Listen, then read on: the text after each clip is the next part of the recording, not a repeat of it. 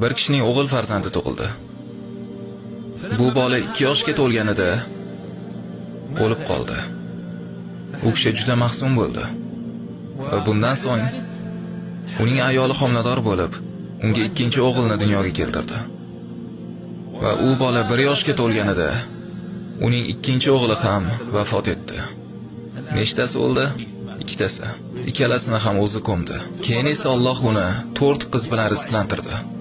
Ketma-ket. Qizlar voyaga yetishdi. Birinchisi turmushga chiqdi. U turmushga chiqqani uchun xursand bo'lib, baxtli bo'lib turganda, u ham vafot etdi. U 20 yoshda edi. Uni ham o'zi ko'mdi. Keyin esa ikkinchi qizi ham turmushga chiqdi. Va u bolali bo'lganda va otasini xursand qilgandan so'ng u ham vafot etdi.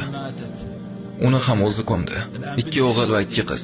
Keyin esa bundan so'ng uchinchi qizi 27 yoshga to'lganida u ham kasal bo'lib, bu dunyoni tark etdi. Uni ham o'zi ko'mdi. Endi 3 qiz va 2 o'g'il. Mana shu barcha alam va g'amlardan so'ng, uning bir dona qizdan boshqa farzandi qolmagandan so'ng, Alloh uni bir o'g'il farzand bilan rizqlantirdi. Va u bu bolaga juda ham bog'lanib qoldi va uni juda ham qattiq yaxshi ko'rar edi. Va bu bola 1,5 yoshga yetganida u ham vafot etdi. Uni ham o'zi tuproqqa qo'ydi. Nechtasini ko'mdi? 6 tasini. 3 qiz va 3 o'g'il. Bu odam kimligini bilasanmi? U payg'ambarimiz Muhammad sallallohu alayhi vasallam.